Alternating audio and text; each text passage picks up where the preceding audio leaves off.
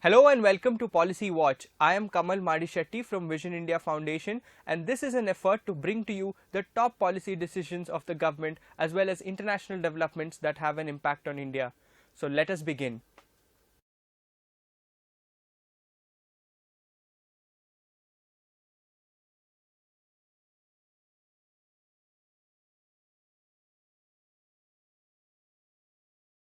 The Amritsar Declaration was adopted at the 6th Heart of Asia Ministerial Conference.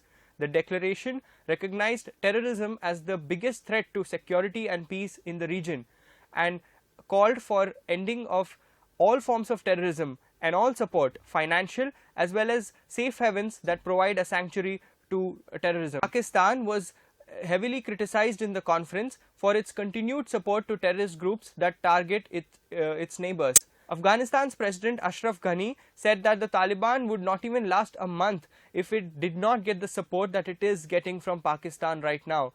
And he also pointed out to Pakistan's representative in the conference, Sartaj Aziz, that the $500 million offer that Pakistan has made to Afghanistan would be better utilized if Pakistan uses it to rein in terrorist groups operating on its soil.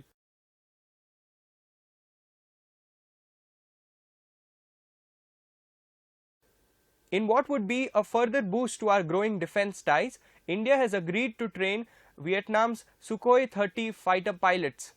India is already training Vietnamese sailors in operating the Kilo class submarine. A program for cooperation of the air forces of the two sides was also signed.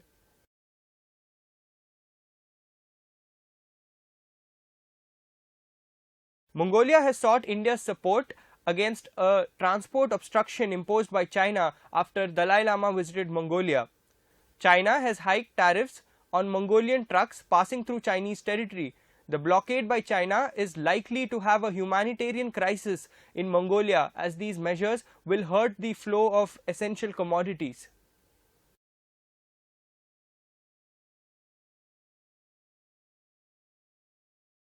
The government has proposed to amend the Central Motor Vehicles Rules 1989 to introduce a choice for voluntary organ donation or in new or renewed driving licenses.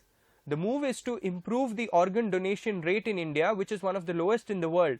It is just about 0.26 per million compared to America's 26 per million or Spain's 35.3 per million. One of the possible reasons for this is that in 1994, India passed a law regulating organ donation in order to curb trade and exploitation.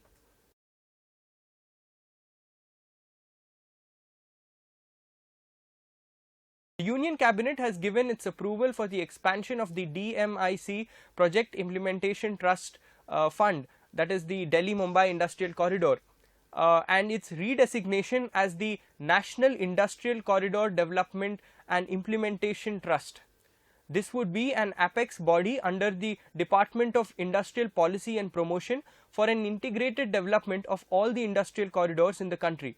It will channelize Government of India funds and institutional funds and ensure that various corridors are planned properly and implemented, keeping in view the broad national perspectives on industrial and urban development.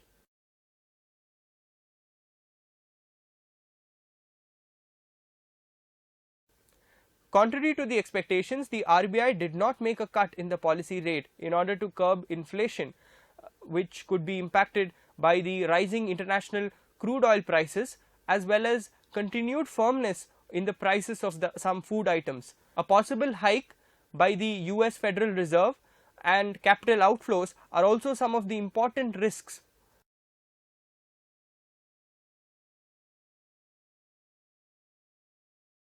The government has announced a slew of incentives to boost cashless transactions, which include a 0.75 discount on purchase of petrol or diesel at government PSUs if the payment is made through digital means.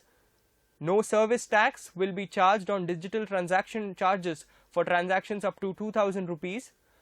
Government would also extend financial support to eligible banks through NABARD for purposes such as deployment of POS machines as well as issuing Rupee Kisan cards.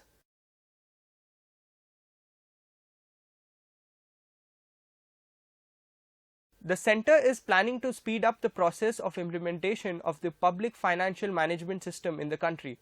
The new system would allow the government to monitor in real time and access the more than over 1 lakh crore rupees of idle funds lying with it under various departments. Now, if the government can access these funds through this system, it need not borrow that amount, which will therefore result in saving a significant amount in the form of interest costs. At 7% interest, that works out to be a saving of at least 7,000 crore rupees. So that's it for this week. Thanks for watching. See you next week.